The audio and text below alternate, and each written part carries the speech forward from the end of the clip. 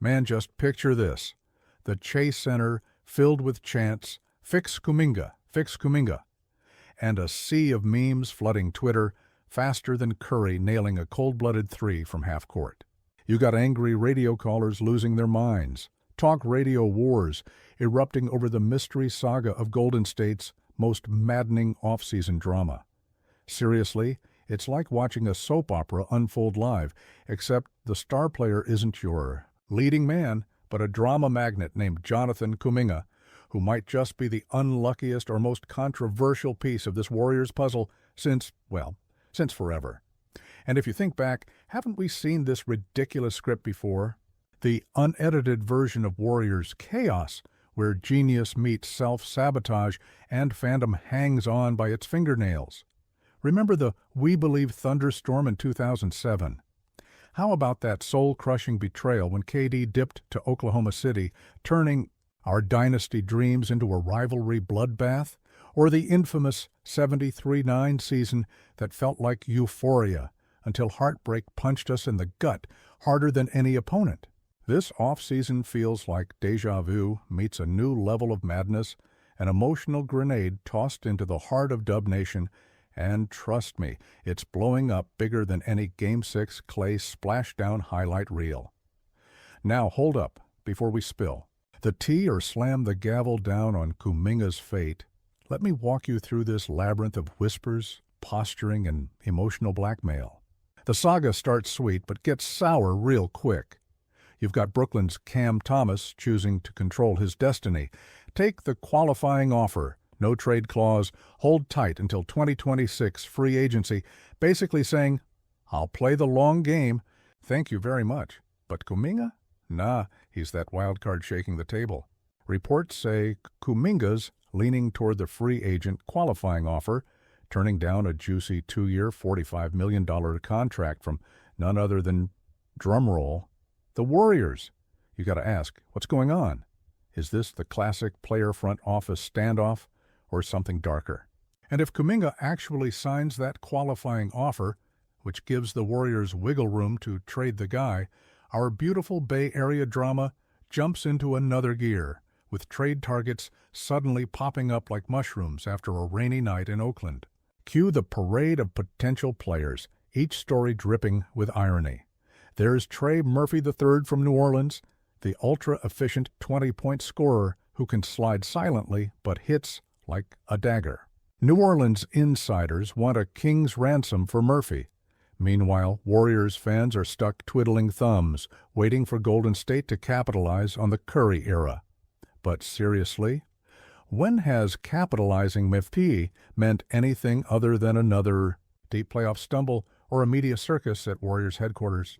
Then there's Derek White from Boston, the guy who dropped a ridiculous playoff performance with 50-40-90 shooting splits that would make Larry Legend himself nod.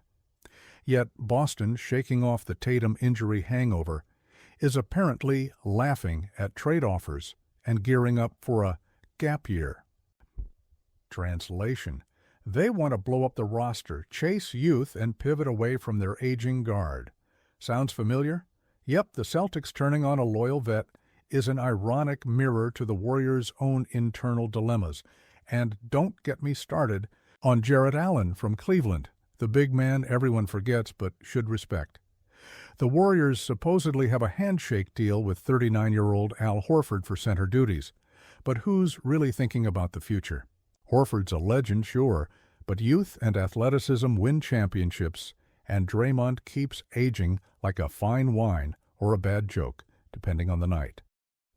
Allen brings that interior muscle, that physicality the Warriors desperately need to protect. Curry and Green, night after night. Yet, here's the kicker. The Cavs only trade Allen if the season tanks, and Allen's contract skyrockets next year. So any trade talk becomes a race against time, like a ticking bomb begging for defusal. Now, this is when the conspiracy theories start popping in your head like popcorn. Warriors ownership, those mysterious figures who supposedly idolize championship chemistry, are playing a dangerous game. Are they cutting costs to dodge the luxury tax again, pretending they're rebuilding while dangling false hope. Or is this just another masterclass in mismanagement that rivals the mental anguish of watching KD's years disappear in Brooklyn or the 2016 Finals implosion? You have to wonder, what dynasty does this to its own rising star, the very soul of its future, like Kuminga, withholding decisiveness and spinning impossible scenarios? Who benefits when the fan base is stuck waiting for a contract resolution like it's the next Game 7? It reeks of old-school front office greed, wrapped in the latest shining a light on youth PR stunt. We once worshipped a franchise that shipped out players cleverly, building around Curry, Clay, and Draymond like a finely tuned machine. Now it feels like they're juggling hot potatoes with fan loyalty. And here comes the gut punch. Yes, you read that right. Kuminga is reportedly headed out the door in a trade for Jarrett Allen. Say it again, Kuminga for Allen. The next plot twist no one wanted. The prodigal son, the hyper-athletic, potential packed forward, the Warriors invested blood and soul into, shipped off for a center who might fill holes but won't make Dub Nation's heart swell with hope. It's like trading the spark that once felt like the future for a mid-career veteran just to patch up cracks in the roster while fans watch helplessly. Betrayal? Hell yes. It feels like the cruel replay of the KD-era departure, only this time with more silence and fewer fireworks. The Warriors' front office might call it strategic flexibility or salary cap ingenuity, but fans smell the bitter aroma of a dynasty past its prime, clutching at straws. The narrative becomes clearer, a team once destined to keep, defying the odds, now taking the slow, painful route to irrelevance, masked as retooling.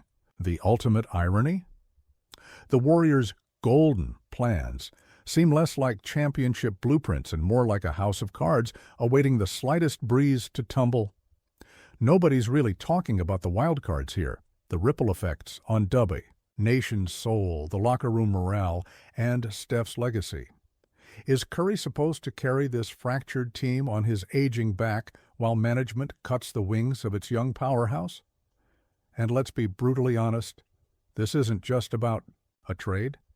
This is an existential threat to what Warriors basketball means. The question that keeps me, I mean all of us, awake at night isn't just if the Warriors can still compete, but if the dynasty itself is cracking. Like a violin string stretched thin, the emotional weight of Kuminga's departure shatters. The harmony of a team that once made miracles seem ordinary. There's anger, yes. Heartbreak, of course. And beneath all that, a biting sarcasm because we've been down this road before, cheered, cried, and cursed, only to wake up hoping for another shot at glory.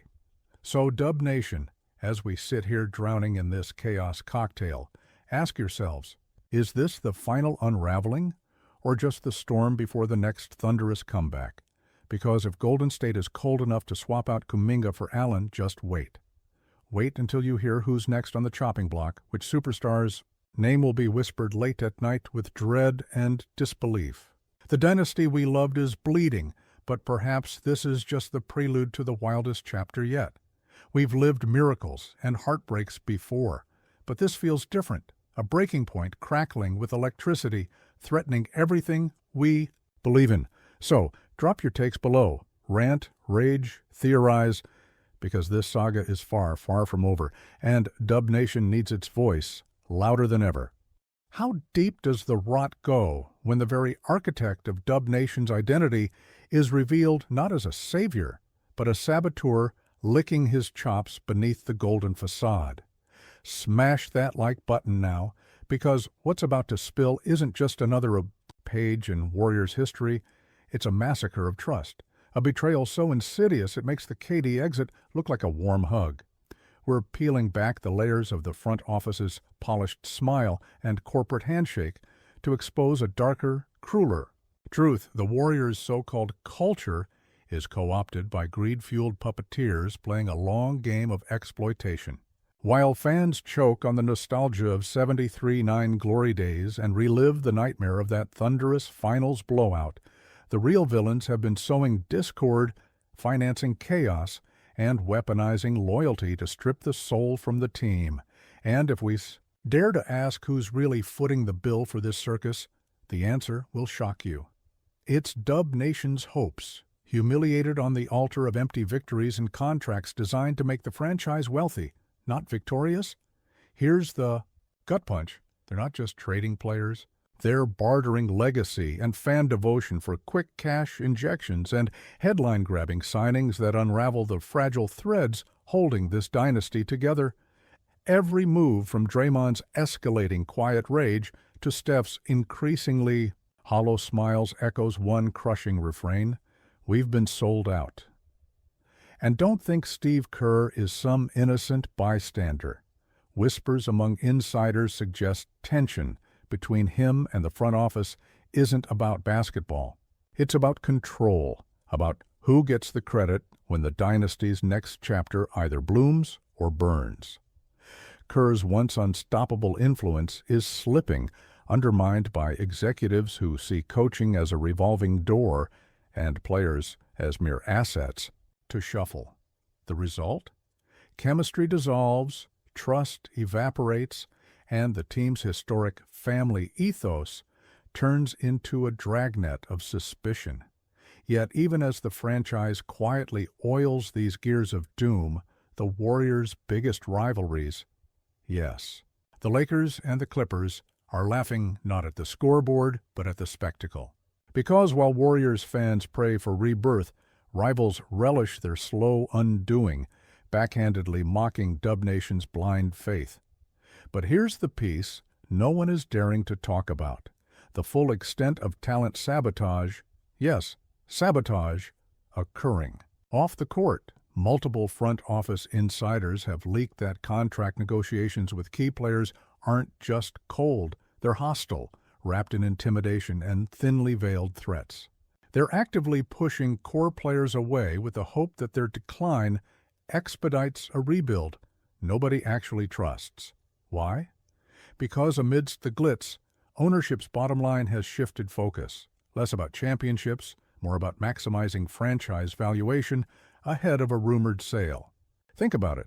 What happens when the team's financial executives decide playoff success is secondary to lining pockets for the next buyer? What happens if Steph Curry finally decides he's chasing legacy elsewhere, fed up with drama masquerading as management? And if Draymond sees quietly now, how long before that explodes into another public disgrace the Warriors don't need? The ghosts of past heartbreaks, Keon Clark's anonymous leaks during the We Believe collapse, the Durant exodus that shattered a dynastic dream, Kerr's now legendary but fractured rapport with his star players, these stories are not just history. They're blueprints for the current dereliction. This is a dynasty in freefall orchestrated by the very people who once promised a golden era. The true scandal isn't that the Warriors lost a game or even a season. It's that the soul of Dub Nation has been traded like a commodity, packaged with false hope for shareholders' gain. The quiet walkouts by loyal fans, the exasperated social media rants, the palpable tension in Chase Center's seats, all scream the same brutal truth. This isn't a rebuild, it's a sell-off disguised as progress. And if this is how they're treating their icons, just imagine the chaos when the next superstar gets caught in this web of betrayal, when the golden era crumbles beneath corporate greed and fractured allegiances. Will there even be a Dub Nation left to fight for? Because this isn't just a team unraveling. It's the trust of an entire fan base being gutted in real time. As a Warriors fan who's seen every miracle and heartbreak, I can't shake the fear this might be the breaking point. Is it the end of everything we built or the twisted rebirth of Dub Nation? This isn't what we signed up for, and God knows how much longer we can swallow the bitter pill before it poisons the whole legacy